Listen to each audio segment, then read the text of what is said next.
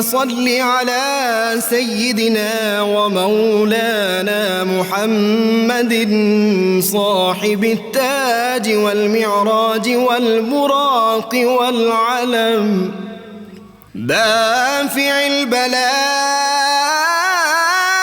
والوباء والقحط والمرض والألم اسمه مكتوب مرفوع مشفوع منقوش في اللوح والقلم سيد العرب والعجم اسمه مقدس معطر مطهر منور في البيت والحرم شمس الضحى بدر الدجى صدر العلا نور الهدى كهف الورى مصباح الظلم جميل الشيم شفيع الأمم صاحب الجود والكرم والله عاصمه وجبريل خادمه والبراك مركبه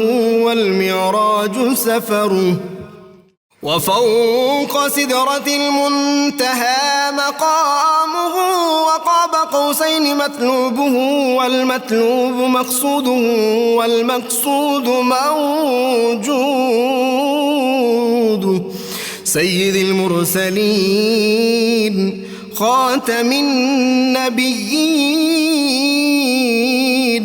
شفيع المذنبين أنيس الغريبين رحمة للعالمين راحة العاشقين مراد المشتاقين شمس العارفين سراج السالخين مصباح المقربين محب الفكراء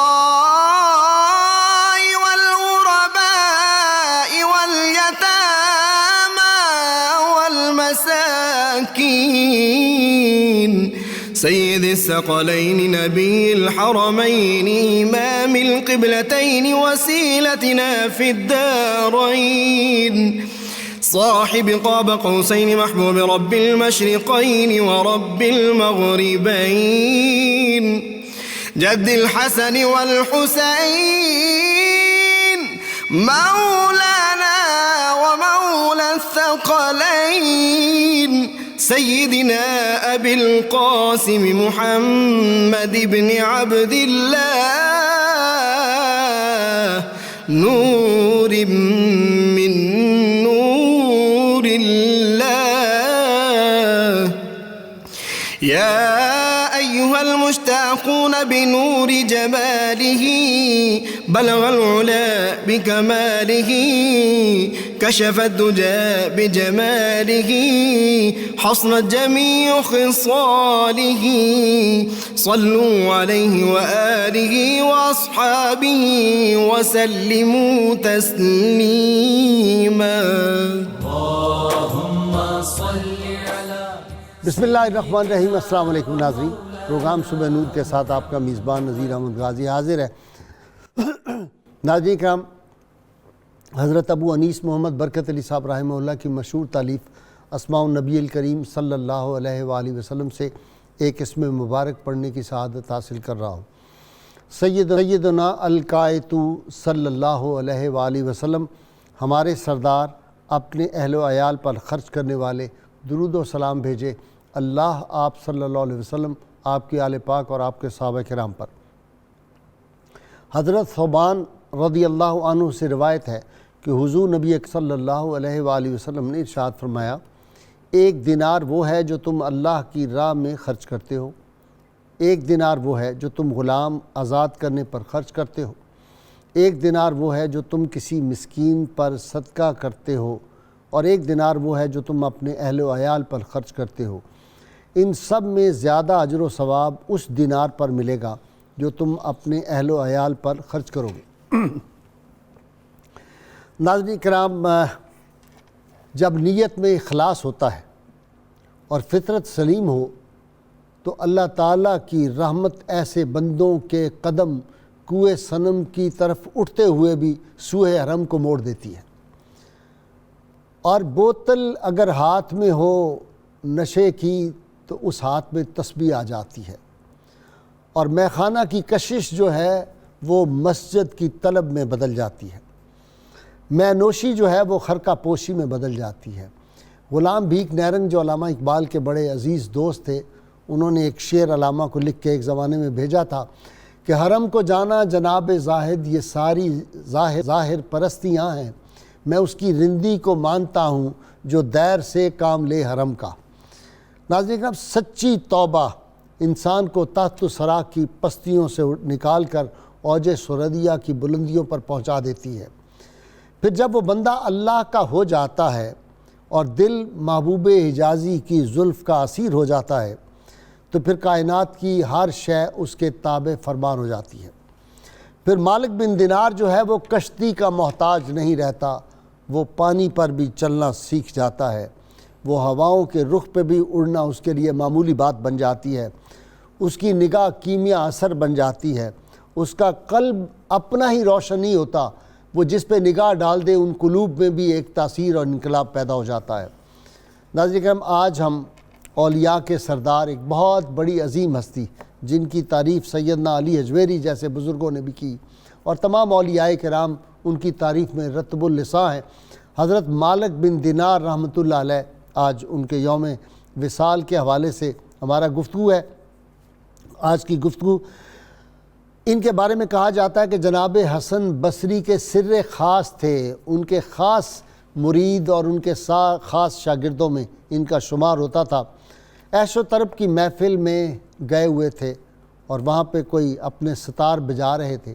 رات کے پچھلے پہر وہ جو ستار رکھ دی تھی بجاتے ہوئے، اس میں سے خود بخود آواز آنا شروع ہوئی کہ اے مالک تجھے کیا ہو گیا، تو توبہ کیوں نہیں کرتا؟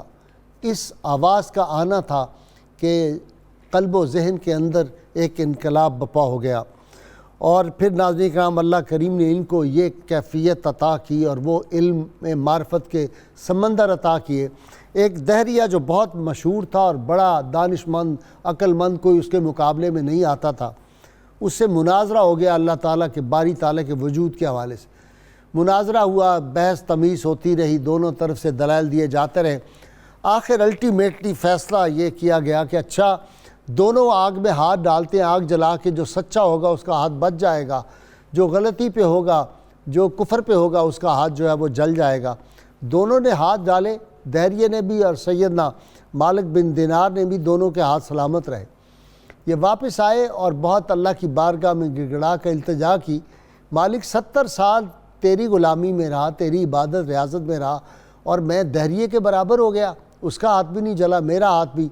ہاتف غیبی سے آواز آئی، مالک بن دینار تمہارا ہاتھ ہمیں بہت محبوب ہے، جس آگ میں تمہارا ہاتھ ہو اس کی برکت سے دہریے کا ہاتھ کیسے جل سکتا ہے؟ اگر یہ دیکھنا ہے تو دہریے کو کہیں اکیلے ہاتھ ڈال کے دیکھے، پھر وہ جل کے راکھ نہ ہو جائے تو پھر کہنا۔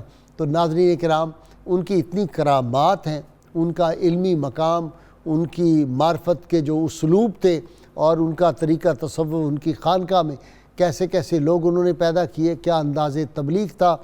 اس پہ گفتگو کرنے کے لیے میرے ساتھ آج تینوں میرے مہمان، آپ ان سے واقف ہیں۔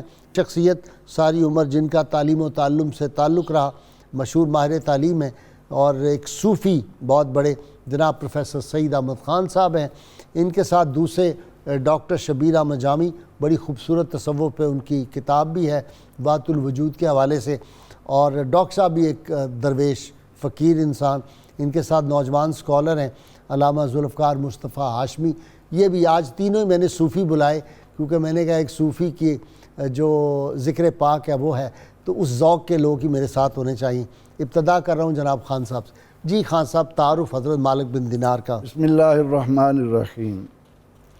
مالک بن دینار جی، ان کے بارے میں یہ کہا جاتا ہے کہ ان کے باپ غلام تھے، ٹھیک، لیکن اس کے باوجود انہوں نے اس قدر محنت کی، اور مالک بن دینار رحمۃ اللہ علیہ ایک خوبصورت انسان تھے اور دولت مند تھے۔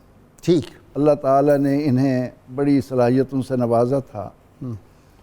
ان کا ورع، ان کی ریاضت، ان کا تقوی، ان کی خود شناسی مال و دولت سے گزر کر ان میں پیدا ہوئی۔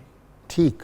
اور جیسا کہ آپ ذکر کر رہے تھے کہ تہجد کے وقت جب یہ آواز آئی کہ الم یأن للذین آمنوا ان تخشع قلوبہم لذکر اللہ، آہا، کیا ابھی وہ وقت نہیں آیا کہ ایمان والوں کے دل اللہ کے تقوی سے لبریز ہو جائیں؟ سبحان اللہ۔ اور اس آیہ کریمہ نے ان کے دل میں ایسا رس گھولا، ایسی تبدیلی آئی، اور پھر یہ ساری باتیں جو کرامت کی اور ان کے ورع کی، تقوی کی اور ان کی ریاضت اور عبادت، اس ضمن میں غازی صاحب جو بات میں بنیادی طور پر عرض کرنا چاہتا ہوں جو ہمارے ناظرین کو فائدہ دے، یہ تو ہم بیان کرتے ہیں کہ فلاں نے اللہ سے لو لگائی، اللہ کی وہ مانتے تھے، اللہ ان کی مانتا تھا۔ تو از حکم داور گردن مپیچ، گردن نہ پیچت ز حکم تو ہے، تو مالک کے حکم سے گردن نہ موڑ، کائنات کی کوئی چیز تیرے حکم سے گردن نہیں موڑے گی۔ یہ تو ان اولیاء اللہ کی شان ہے۔ میں یہ عرض کرنا چاہتا ہوں کہ قرآن کریم نے ہمیں اس کائنات میں انسان کی حیثیت کا ایک معیار دیا ہے، اور جس انسان کو وہ معیار معلوم ہو جاتا ہے اس کے اندر پھر یہ تبدیلیاں آتی ہیں۔ ٹھیک۔ اور وہ معیار کیا ہے؟ ہمیں ایک یہ بتایا گیا کہ اے انسان تو کن تطورات سے گزر کر دنیا میں آتا ہے۔ دوسرا یہ کہ ہم پر واضح کیا گیا کہ اے اولاد آدم، تمہارے باپ کو رب تعالیٰ نے اپنے ہاتھوں سے بنایا، خلق تو بیدیہ، جو اس کی شان کے لائق، اور پھر انہیں جنت میں رکھا۔ ہمارے باپ آدم علیہ السلام اور ہماری اماں حضرت حوا علیہ السلام نے جنت کو نہ صرف یہ کہ آنکھوں سے دیکھا ہے، اس کے اندر رہے، پھل کھائے، اس کی نعمتوں سے خوب مستفید ہوئے۔ اب اس کے بعد جب انہیں دنیا میں اتارا گیا تو انسان پر واضح یہ کیا کہ ان اکرمکم عند اللہ اتقاکم، یہ دنیا کی نعمتیں ہم نے تمہارے لیے آزمائش کی خاطر بنائی ہیں۔ زین للناس حب الشہوات من النساء والبنین والقناطیر المقنطرۃ من الذہب والفضہ والخیل المصومہ والانعام والحرث ذالک متاع الحیات الدنیا۔ تو دنیا کی ساری نعمتیں گنوائیں، عورتوں کی خواہشات کی محبت، اولاد کی محبت، سونے چاندی کی محبت، شاندار سواریاں، شاندار رہائشیں، فرمایا کہ یہ ساری کی ساری دنیا کے سامان ہیں، اور یہ دنیا عارضی ہے، واللہ عندہ حسن مآب، اس کے ہاں بہترین جائے رجوع ہے۔ اب دنیا میں آنے کے بعد شیطان جو ہمارا دشمن ہے، جس کی وجہ سے ہمیں جنت سے نکالا گیا، اس طرف ہمارا دھیان نہیں جانے دیتا۔ اب حضرت مالک بن دینار رحمۃ اللہ علیہ، ان کی زندگی میں جو حقیقی موڑ آیا ہے وہ یہ ہے کہ ان کی ایک خوبصورت چھوٹی بیٹی، یہ واقعہ میں آپ سے ذرا ڈیٹیل ہے یہ سنتا ہوں۔ جامی صاحب، یہ توبہ کی جو توفیق ہے یہ اسی بارگاہ سے ملتی ہے۔ ہم نے دیکھا کہ بعض اوقات لوگ ایک ہی حالات میں رہتے ہیں، ایک ہی طرح کے ان کو سارے معاملات میسر ہوتے ہیں۔ بعض اوقات دانش مند بندہ جو ہے وہ ساری عمر گمراہ رہتا ہے، ایک آدمی بظاہر ہم دیکھتے ہیں گمراہی کی طرف جا رہا ہوتا ہے۔ حضرت بشر عافی کی مثال لے لیں، حضرت فضیل بن عیاض کی مثال لے لیں، آپ کے ذہن میں ساری ہوں گی، اور مالک بن دینار کی۔ لیکن ایک دم اللہ تعالیٰ نے ایک تو انسان کو مکلف بنایا ہے، اور مکلف ہونے کے لیے کچھ صلاحیتیں رکھی ہیں، فَأَلْهَمَهَا فُجُورَهَا وَتَقْوَاهَا۔ تو یہ تقوی اور فجور کا جو الہام ہے، اور اس کی وجہ سے جو انسان کی فطرت بنتی ہے اور جس کی وجہ سے یہ مکلف ہے، یہ تو اللہ تعالیٰ ہر بندے میں رکھی ہوئی ہے۔ ٹھیک۔ کچھ لوگ ہوتے ہیں وہ اس جگہ کو ٹٹولتے رہتے ہیں، تو اس سے بھی بعض اوقات اللہ تعالیٰ ایسے بندے پر رحمت کرنے پر آ جاتا ہے کہ چلو ٹھیک ہے، یہ بندہ غلط راہ پر تو چل رہا ہے، لیکن یہ رات کی تنہائیوں میں بیٹھ کر اپنا احتساب کرتا ہے، یار انسان ہونے کے ناطے مجھے نیکی کی طرف آنا تو چاہیے۔ وہ ایک الگ بات ہے، وہ جذبہ اپنے اندر محسوس نہیں کرتا جو یکدم نیکی پر آ جائے۔ ٹھیک۔ دوسرا، اللہ تعالیٰ کا ایک قانون خاص ہوتا ہے۔ ہمارے اولیاء کرام نے تصوف کی 7 نسبتیں بیان کی ہیں، ٹھیک۔ جن میں طہارت ہے، جن میں اطاعت ہے، جن میں معرفت ہے، جن میں عشق ہے، نسبت اویسیت، نسبت وجد اور نسبت توحید۔ اب کچھ لوگوں کا انتخاب جیسے مالک بن دینار رضی اللہ تعالیٰ عنہ یا ان جیسے جو بزرگان دین ہیں، ان کو ان میں سے کوئی خاص حصہ ملا ہوتا ہے، وہ ان کی فطرت سلیمہ کا جز ہوتا ہے۔ ٹھیک، وہ یہ کہ عام چیز بھی احتساب کی شکل میں ان کے پاس ہے اور اللہ تعالیٰ کی طرف سے ودیت کردہ انتخاب بھی ہے، تو ایسے لوگ جب توبہ ہونے کی طرف آتے ہیں تو تائید الہی، رحمت الہی اور اسباب روحانیت ان کی طرف فوراً متوجہ ہو جاتے ہیں، ڈھانپ لیتی ہے بڑھ کے ان کو۔ لیتی ہیں اور ان کو اس مقام تک لے جاتے ہیں جہاں تصور ہی نہیں کیا جا سکتا۔ داتا صاحب رحمۃ اللہ علیہ کی آپ نے جو خاص بات کی، انہوں نے آپ کے 2 ٹائٹل بیان کیے، اور یہ داتا صاحب کا ہی امتیاز ہے کہ وہ کسی کو ٹائٹل دے سکتے ہیں۔ وہ کہتے ہیں کہ یہ نقیب اہل انس ہیں، واہ، جن اولیاء کو اللہ تعالیٰ کے انس کی وادی میں سیر کرنے کی اجازت دی گئی ہے، واہ واہ، ان کے بھی یہ سردار ہیں۔ سبحان اللہ۔ دوسرا، حالانکہ امام زین العابدین رضی اللہ تعالیٰ عنہ کا زمانہ ان سے پہلے کا ہے، تو ان کے بارے میں انہوں نے جملہ لکھا ہے، زین انس و جن، تمام جنوں اور انسانوں نے جتنی عبادت کی ہے، مالک بن دینار کی عبادت ان سے زیادہ ہے۔ سب قلب اور قالب یکسو ہو جائیں اور اس کے ساتھ پھر نیت شامل ہو۔ اصل صوفیاء کا کام جو ہے وہ ظاہری اعمال درست کرنی، نیت درست کر دیتے، ایسی ان کے پاس چابی ہوتی ہے، نگاہ مرد مومن سے بدل جاتی ہے۔ سیدنا حضرت مالک بن دینار رضی اللہ تعالیٰ عنہ کی زندگی میں بھی یہ چیز آئی ہے۔ ہم دیکھتے ہیں کہ آپ ایک جگہ سے گزر رہے، ایک عورت نے آپ کو ریاکار کہہ کر پکارا۔ اچھا، اللہ اکبر۔ آپ فرمانے لگے کہ میں تمہیں شاباش دیتا ہوں کہ تم نے مجھے صحیح پہچانا ہے۔ یعنی اس یہ عورت انکساری ہے۔ انکساری اور عاجزی، یہ چیز جب تک حضرت امام غزالی رحمۃ اللہ علیہ نے اس ریاکاری پر بہت کچھ لکھا ہے، بہت تفصیل دی ہے۔ قرآن کریم نے تو ہمیں بنیاد عطا کی کہ فصلی لے ربے کا، ہاں، لے ربے کا، واہ واہ واہ، اپنے رب کی رضا اور اس کی خوشنودی سے خالی جو بھی کام ہو وہ اللہ کی بارگاہ میں کوئی مرتبہ مقام نہیں پاتا۔ ان اللہ، حضور علیہ السلام کا ارشاد ہے کہ ان اللہ لا ینظر الی صورکم ولا الی اعمالکم، اللہ نہ تو تمہاری صورتیں دیکھتا ہے نہ تمہارے عمل کو دیکھتا ہے، وَلَٰكِنْ يَنْظُرُ إِلَىٰ قُلُوبِكُمْ وَنِيَّاتِكُمْ، وہ تمہارے دل اور تمہاری نیتیں دیکھتا ہے۔ تو یہ جو صوفیہ تصوف انسان کے اندر آتا ہے، وہ زندگی میں جب کوئی ٹرننگ پوائنٹ آ جائے، جیسے کہ ان کی زندگی میں آیا بیٹی کی جدائی کی بنا پر، تو اس وقت انسان پر حقیقت کھلتی ہے اور پھر انسان کی توجہ اس بات کی طرف جاتی ہے کہ یہ حیات دنیاوی جو ہے یہ تو ایک عارضی ہے، صحیح، اصل مقام تو میرا وہ ہے جہاں سے میں اتارا گیا ہوں، الدنیا سجن المومن و جنت الکافر، وجنت للکافر۔ اس کے اوپر اس کا یقین بڑا پختہ ہو۔ یہ دنیا کی کوئی حیثیت نہیں ہے، اس میں ہمیں صرف آزمانے کی خاطر بھیجا گیا ہے۔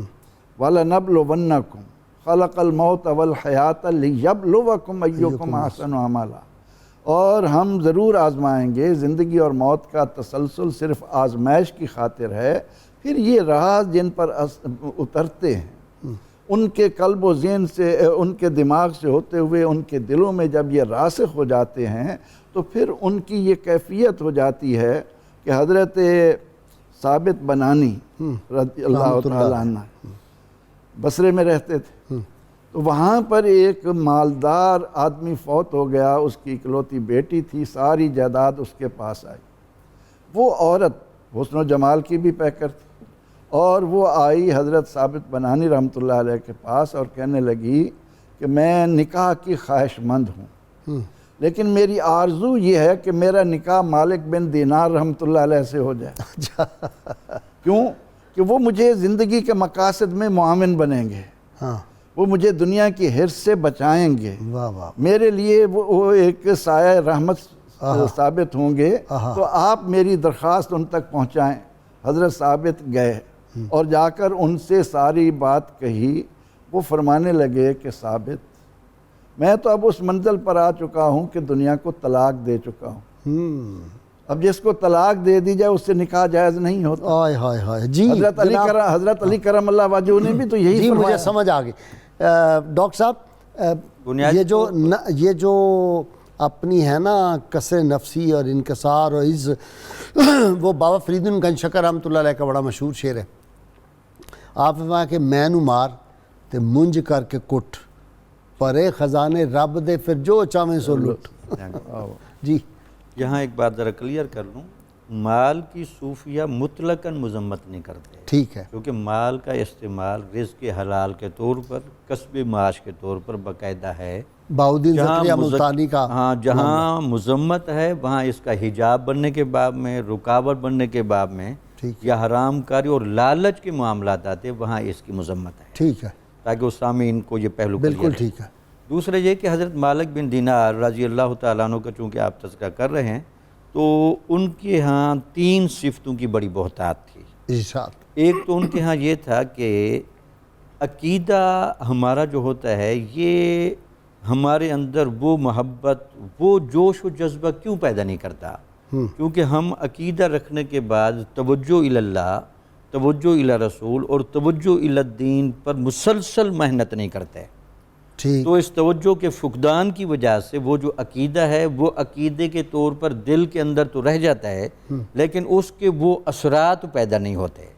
حضرت مالک بن دینار کی سیرت میں ایک تو یہ بات ملتی ہے کہ ان کو ہمیشہ توجہ الی اللہ، توجہ الی رسول اور توجہ الی الدین مقصود رہی. ٹھیک. دوسرا ان کے ہاں یہ ہے کہ صوفیہ ہمیشہ جب بھی کسی نیک کام کو کرتے ہیں تو اس کی خالص سطح کو ڈرائیو کرتے ہیں، تاکہ اس خالص سطح سے روحانی غذا بھی ملے اور خالص سطح سے معاشرے کو روحانی فائدہ بھی ملے. ٹھیک. اب یہ جو عمل کی خالص سطح ہے اس میں ایک تو خالصیت، خالصیت، نیت کا خلوص اور عمل کی پرفیکٹنس. واہ. وہ ادائیگی کرتے ہوئے آپ کا سجدہ کیسے ہے، رکوع کیسے ہے، آپ اٹھتے بیٹھتے کیسے ہیں، کوئی دنیاوی معاملہ کرتے ہیں، حقوق و فرائض، حقوق اللہ ہوں، حقوق العباد ہوں، اس کو آپ ایک پرفیکٹ کر سکتے ہیں یا نہیں. صوفیہ ہمیشہ ان 2 چیزوں کی دعوت دیتے رہے ہیں. ایک تو حسن نیت، دوسرا جب بھی کوئی فعل کرنے لگے اس کی کامل شکل، تاکہ اس سے ایک روحانیت پیدا ہو، اس بندے کو ذاتی فائدہ بھی ملے اور معاشرے میں وہ چیز بطور آئیڈیل کے آئے. ہمیں یہاں ایک بات مجید امجد نے ایک بڑی اچھی بات کی آپ کی معاف کیجیے گا بات کی تائید میں. اس نے کہا جن کے خون سے نکھر رہی ہیں یہ سرسبز ہمیشگیاں، صادق جذبوں طیب رزقوں والے تھے. بالکل ٹھیک. یہاں 1 منٹ. ہاں.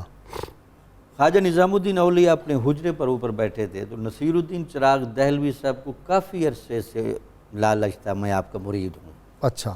وہ چونکہ بہت بڑے عالم تھے نصیر الدین چراغ دہلوی صاحب اور صوفی بھی تھے. ٹھیک. وہ آپ کے حجرے کے نیچے آ کر اس انتظار میں کھڑے ہوتے کہ حضرت صاحب ایک دفعہ میری طرف توجہ سے دیکھ لیں. ٹھیک. تو آپ نے 2-3 دفعہ ان کو سمجھایا بھئی تیرے پاس ہے سب کچھ. اس نے کہا حضور ابھی بہت کچھ رہتا ہے. اچھا. مجھے خلوص نیت کا بھی وہ جذبہ چاہیے، مجھے عمل صالح کی وہ پرفیکٹنس چاہیے، یہ مجھے کہیں سے نہیں ملے گی خواجہ نظام الدین کی آنکھوں کے بغیر. واہ. مجھے یہ چاہیے، میں آپ سے کوئی اور لینے نہیں آیا. تو پھر جب آپ نے توجہ کی تو نصیر الدین چراغ دہلوی کا وہ روحانی مقام اسی طرح بلند ہوتا چلا گیا اور اس کے مطابق وہ مجاہدے، ریاضتیں اور سارے کرتے چلے گئے. تیسرا صوفیہ، نظام چاہے امیر کو پر اللہ چاہے نصیر کو. انہوں نے ابو علی شاہ قلندر رحمۃ اللہ علیہ جو انہوں نے بھیجا تھا تو وہ انہوں نے پھر فرمایا نا، کیونکہ حضرت نظام پاک جو تھے وہ چاہتے تھے کہ امیر خسرو کا مقام بلند ہو. تو وہاں گئے تو وہ پھر دونوں میں سے سلیکٹ وہ ہو گئے. تو پھر ابو علی شاہ قلندر نے کہا کہ اپنا نظام چاہے امیر کو پر اللہ چاہے نصیر کو. اچھا تیسرا پھر جب صوفیہ اپنے آپ کو دیکھتے ہیں اور اللہ کی نوازشات کو دیکھتے ہیں تو ان کے اندر عاجزی اور انکساری پیدا ہو جاتی ہے. دوسرا انسان ہونے کے ناطے اور بشری تقاضوں کو جب اللہ تعالیٰ تک پہنچنے میں یہ رکاوٹ سمجھتے ہیں تو ہمیشہ اپنی انا کو مارتے ہیں.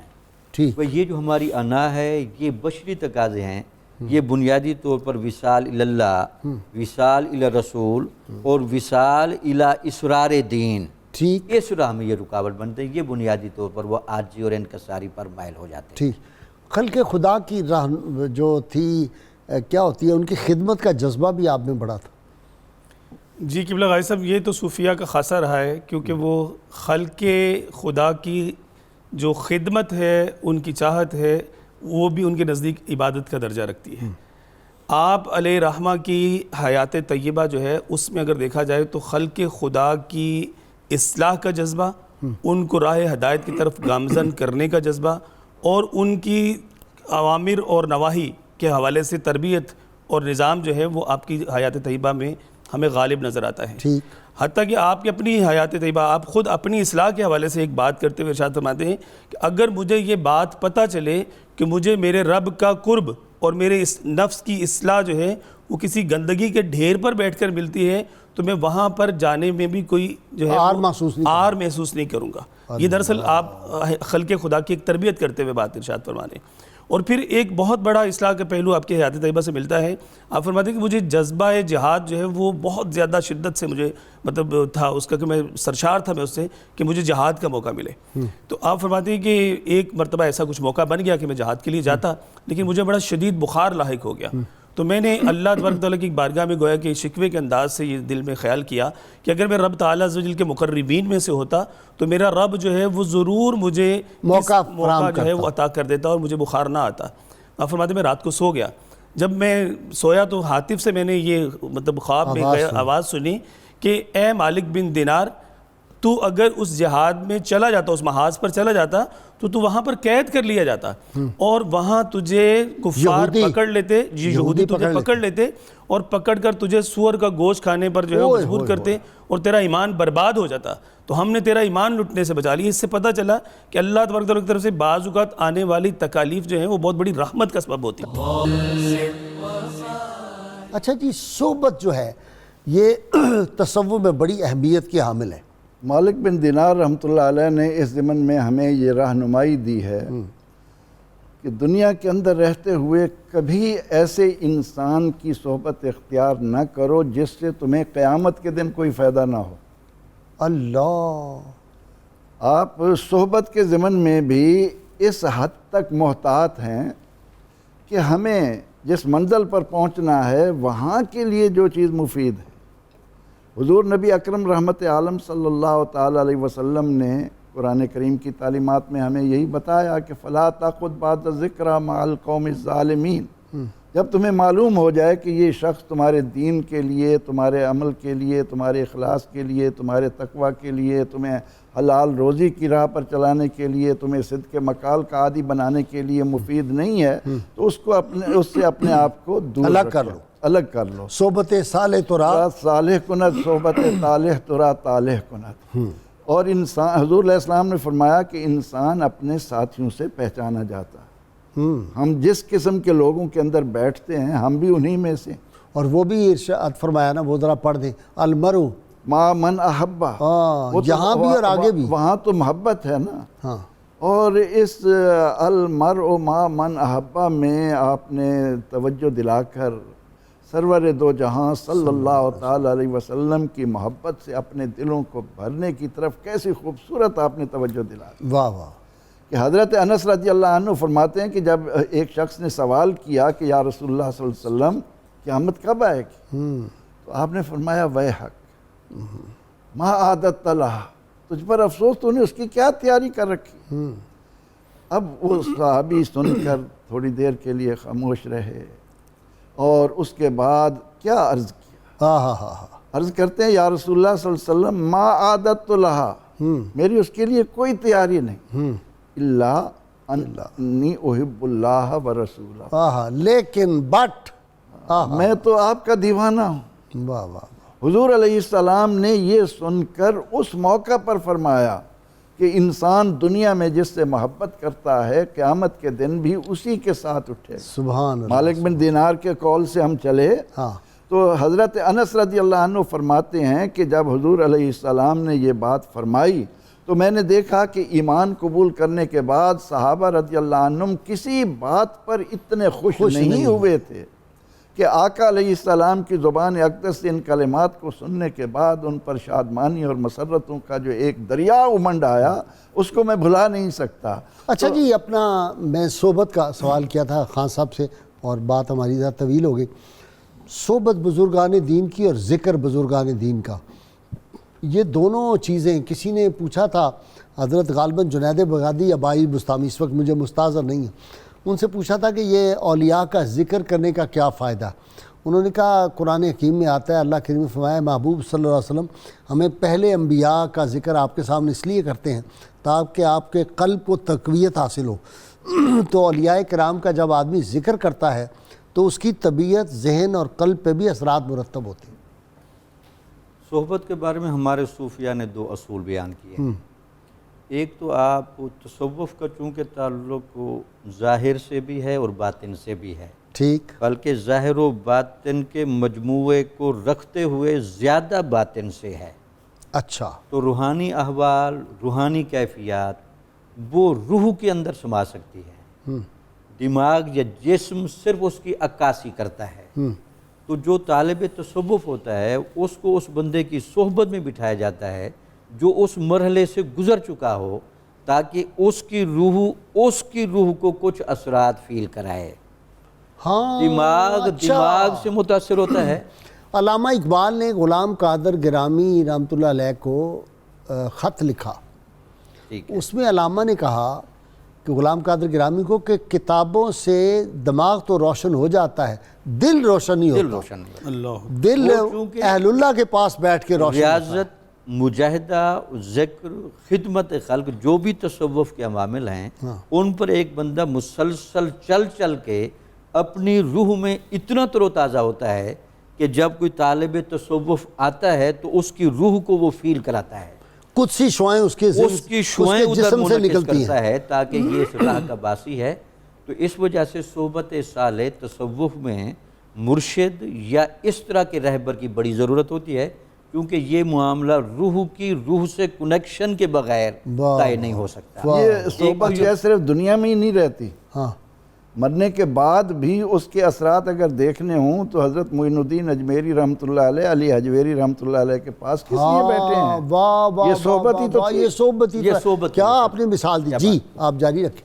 دوسرا صحبت کا ایک اصول یہ ہے کہ ایک مرید کی تربیت کرنا ہوتی ہے، اس کی فطرت کو دیکھنا ہوتا ہے۔ تو مالک بن دینار رحمۃ اللہ علیہ کے بارے میں جو داتا صاحب نے جملہ لکھا کہ وہ امام حسن بصری کے سر خاص تھے، یعنی حضرت امام حسن بصری رحمۃ اللہ علیہ کو، آپ کی ذات گرامی کو، جو حضرت علی رضی اللہ تعالیٰ عنہ کی طرف سے علم و روحانیت کا وہ جو منبع و فیض ملا، باطنی علوم، ان باطنی علوم کو بہت سارے لوگوں نے لیا، لیکن مالک بن دینار نے جس اعتبار سے لیا یہ ان رازوں کے رازوں سے بھی آگے چلے گئے۔ واہ واہ، یہاں ایک بڑی خوبصورت حدیث یاد آ رہی ہے۔ اچھا ارشاد۔ حضور نبی اکرم حدیثیں ساری خوبصورت ہوتی ہیں، ریلیونٹ، مضمون کے اعتبار سے۔ مضمون کے اعتبار سے حضور نبی اکرم صلی اللہ علیہ وسلم نے فرمایا، جب آپ سیدنا صدیق اکبر رضی اللہ تعالیٰ عنہ کو اپنا بڑا قرب دیتے تھے تو لوگوں میں چونکہ باتیں چلتی تھیں تو آپ نے فرمایا کہ اللہ تعالیٰ نے اس بندے کا دل اور روح اس طرح کی بنائی ہے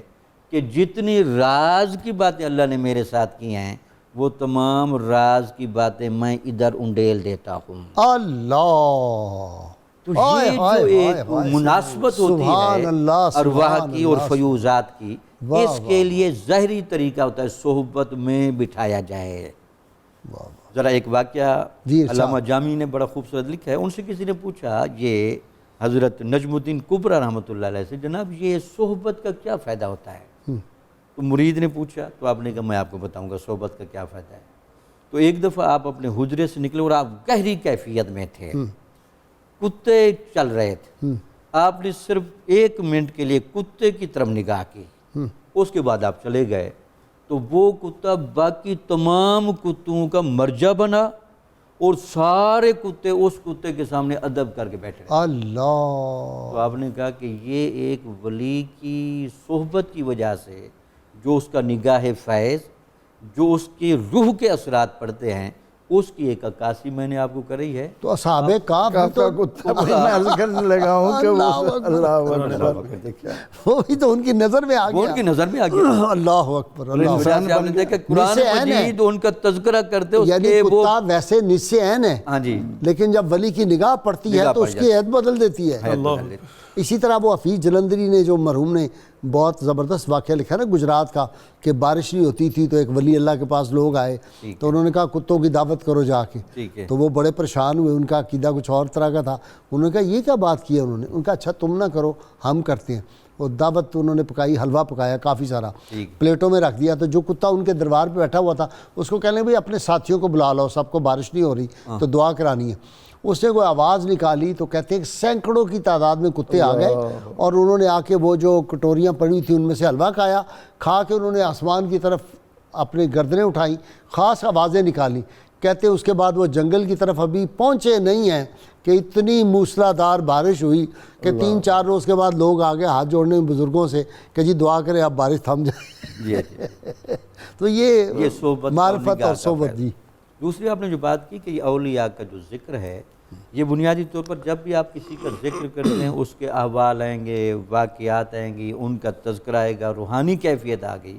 تو اولیاء کا یہ جو ذکر کرنا ہے یہ صرف ان کے ظاہری احوال چونکہ آپ نہیں پڑھ رہے ہوتے، ان کی للہیت، ان کی محبت رسول، ان کا محبت دین، ان کا عشق و محبت بھی آپ پڑھ رہے ہوتے ہیں. تو ایک مسلمان وہ تر و تازہ ہوتا ہے اور وہ اپنا احتساب کرتا ہے یار ہم بھی مسلمان ہیں، ہم وہ کہاں بھی کھڑے مسلمان تھے جب تک وہ تھے، برکتیں ہی برکتیں دیں، اور ہم جب سے ہم آزمائشوں کے برکتیں ہی برکتیں. جی اسی لیے ان کے کرامات کا ظہور دیکھیں نا. ایک آدمی گیا تو اس نے دیکھا کہ ایک دیوار کے سائے میں حضرت مالک بن دینار آرام فرما رہے ہیں. تو اس نے دیکھا کہ سانپ آیا ہے، بہت بڑا سانپ اژدہا قسم کا، اور وہ پنکھا ان کو جھل رہا ہے گرمی میں. جی ہاں، یہ آپ کی کرامت بڑی مشہور ہے. قبلہ غازی صاحب دعا کی اور تذکرے اور صحبتوں کی باتیں ہو رہی تھی، تو مجھے آپ کی جو خاص میں بار بار یہ عرض کرنا چاہ رہا ہوں کہ تربیت اصلاح نفس کے حوالے سے جو آپ کے فرمودات ہیں وہ بہت بڑا خزانہ ہے. اور میں ناظرین سے یہ گزارش بھی کروں گا کہ ضرور وہ پڑھیے، وہ مختلف کتابوں میں میسر ہیں. آپ کے جی آپ کے حوالے سے ایک واقعہ بڑا خوبصورت اس طرح سے ملتا ہے کہ آپ علیہ رحمٰ کے پاس ایک شخص آیا اور آ کر عرض کرنے لگا کہ حضرت میرا ایک جاننے والا عزیز دوست جو ہے وہ قید میں ہے، اس کے لیے آپ دعا فرما دیجئے، اللہ تعالیٰ اس کو رہائی عطا فرمائے.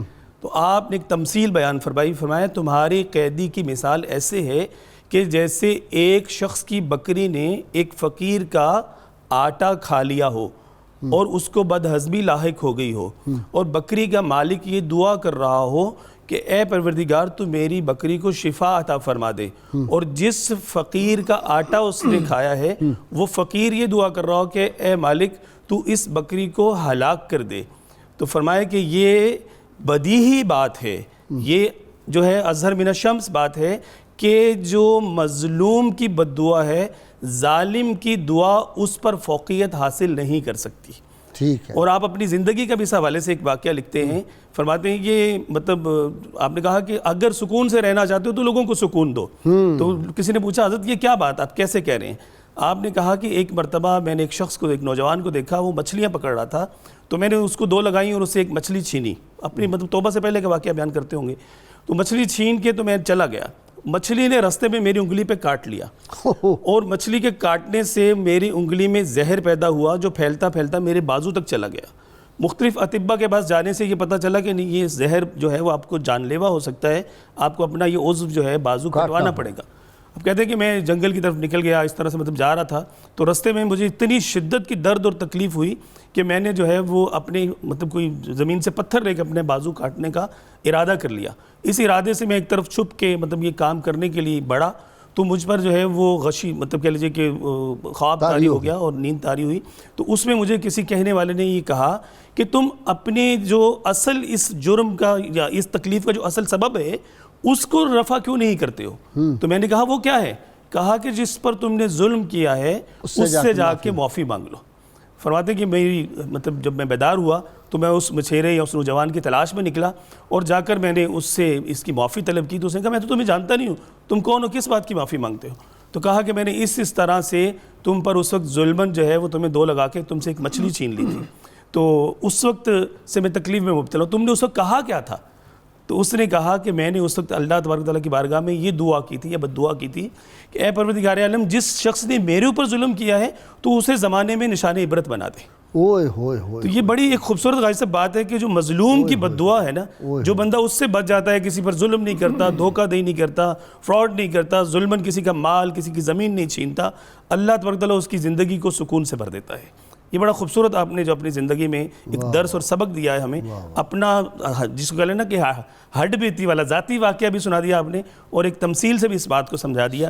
تو کبھی بھی ہمیں شفائیں نہیں مل سکتی، کبھی بھی ہماری مشکلات دور نہیں ہو سکتی، کبھی بھی ہماری تکالیف رفع نہیں ہو سکتی جب تک کہ ہم ان لوگوں سے معافی نہ مانگ لیں جن پر ہم نے مظالم کیے، جن کو تکالیف میں مبتلا کیا. اپنا ایک تو ہوتا ہے نا کال تو ہمارے آج کل بہت زبردست ہیں، عمل سے اصل ہے معاملات سارے. عوارف المعارف میں یہ حدیث لکھی ہے، شہاب الدین سہروردی رحمۃ اللہ علیہ نے، غالباً حسن بصری راوی ہیں، اور حضور نبی اکرم صلی اللہ علیہ وسلم نے ارشاد فرمایا کہ اللہ کی زمین پر 2 چیزیں اہم ہیں، ایک دیندار شریر آدمی اور ایک دیندار مخلص آدمی. واہ واہ واہ. جو دین کا نام لے کر اور اس ٹائٹل کے تحت یہ چیزیں کرتے ہیں تو وہ شرارت چونکہ ان کی چھپ جاتی ہے اور ان کے اثرات نہیں ہوتے. حتیٰ کہ